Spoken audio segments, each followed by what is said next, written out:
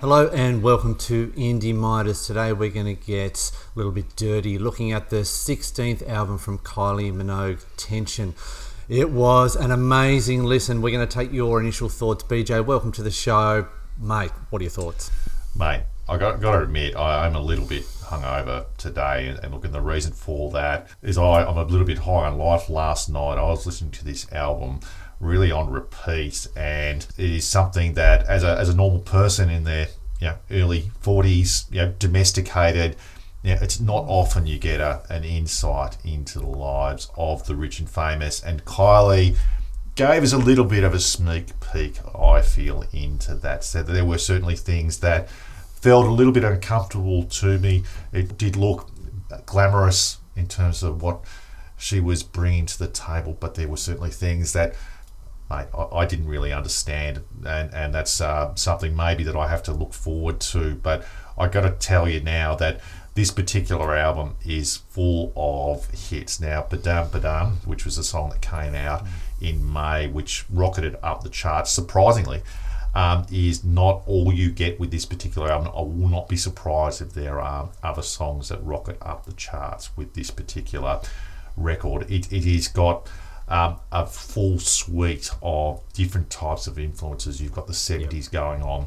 There's like the saxophones from the 80s. There's classic Kylie from the 90s, but there's also some of the stuff that is happening in more recent times. So you're getting really solid, good songs, but you're getting it from a lot of different genres and a lot of different eras. Now, it is very much a sex-filled record, and if you are somebody who, maybe is a little bit shy, maybe not quite up to these types of concepts that are spoken about, maybe this is not for you. But I looking at it, there are some interesting lyrics. Al, there's just an example on the screen. I think that the ones where, maybe it's the moonlight, you still get behind. Look, I haven't heard anything as confronting as that before, especially from a 55-year-old. So this is very much at the cutting edge, I would have thought, in lyrics.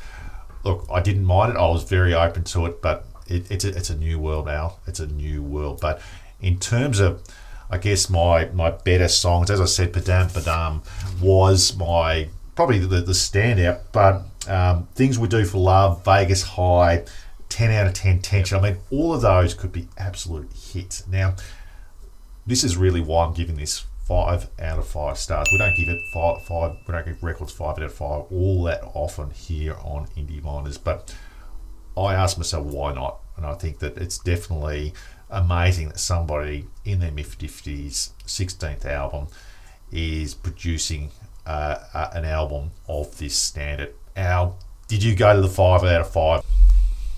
Yeah, look, I've definitely given this 5 out of 5, mate, and I'll tell you why. I think Kylie's gone out purposely to execute an album that originally wasn't going to have any kind of theme to it. Originally it was going to be called Vegas High because of her November residency that she'll be taking up until May next year. She's renamed it Tension, and I think that's a really good idea because after listening to this album, there is a lot of tension across a few of the songs in particular and some of the lyrics, which we'll talk about a little later. But she's gone out to purposely not have a theme with this album, yet I walked away thinking it definitely has a strong theme of 80s synth kind of pop, which is executed really well. I think Ron Swanson from Parks and Rec would be very happy with the saxophone on a few of these tracks, especially Green Light. I was thinking of him at the time.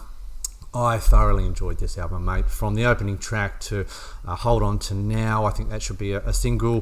Things We Do for Love Good.